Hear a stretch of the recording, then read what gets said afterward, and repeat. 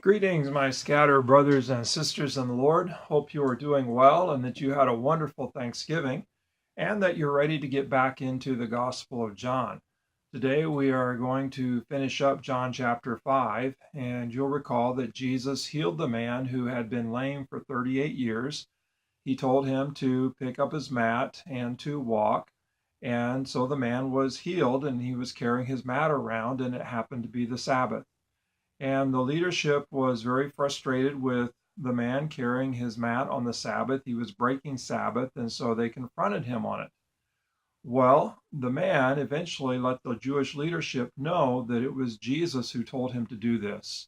And so the authorities confront Jesus on why he's telling somebody to break the Sabbath by carrying their mat around.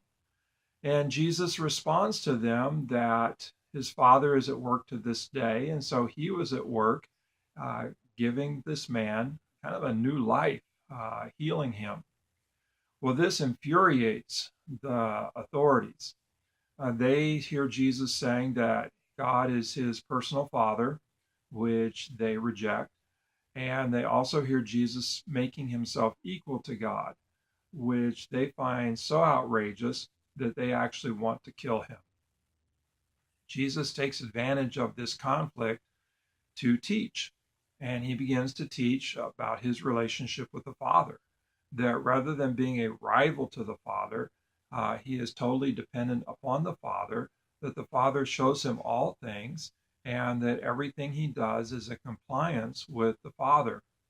And he points out that whoever honors the Son honors the Father, and whoever dishonors the Son is actually dishonoring God. And Jesus teaches them that the Father has given him authority to give life. And so that whoever listens to Jesus' words, they find themselves being brought from death to life. That we're kind of spiritually dead now, but if we listen to Jesus, then he gives us life, and we begin this new quality of life with the Father and the Son through the Spirit even now.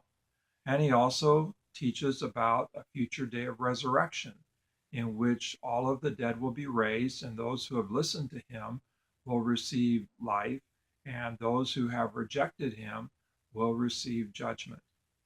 And so Jesus is making some really huge claims here. And then Jesus goes on to teach them, kind of in a sense, accuse them of not listening. Jesus acknowledges that if he's simply testifying about himself, then nobody needs to listen to his testimony. That it doesn't really matter, in a certain sense, what Jesus has to say about himself, or really what anyone has to say about themselves. What matters is what others say about you. And in particular, what matters is what God says about you. And so Jesus lets them know that he's not testifying on his own behalf, although he could, but that the Father has testified to him in a number of ways.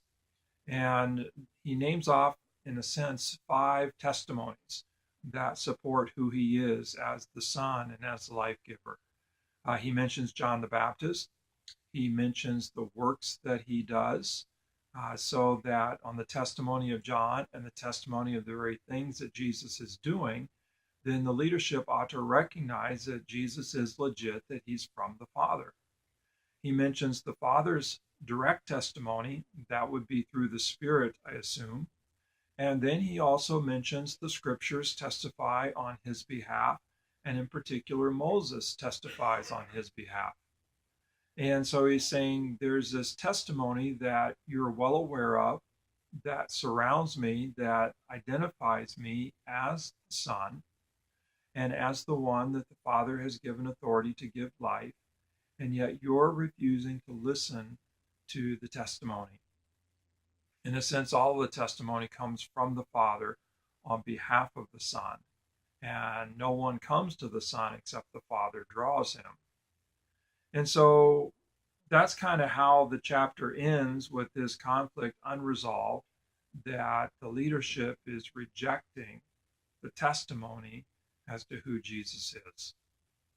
And that's kind of the final thought. How well are we listening to the Father's testimony to the Son? How well are we listening to the testimony of the scriptures, to who Jesus is, and to what that calls forth from us? How well are we listening to the testimonies of the works of Jesus, the changes that we've seen Jesus make in the lives of others? Just as he healed this man, how many people do we know that Jesus healed? All of that points to Jesus. And so, how well are we listening to the testimony to who Jesus is? If we hear it well, then that means that we are going to surrender to Jesus, that we won't resist him. If we're resisting the testimony, we're resisting Jesus. If we receive the testimony, then we receive Jesus and our lives are surrendered to him. And in that, we discover that he does indeed give us new life by uniting us with himself and the Father through the Spirit. And we become part of this life-giving communion of Father, Son, and Spirit. So wherever you're scattered today, make sure that you don't reject the testimony to who Jesus is, but that you receive that testimony. And in doing so, that you receive Jesus and be surrendered to him. God bless. Have a great day and listen well.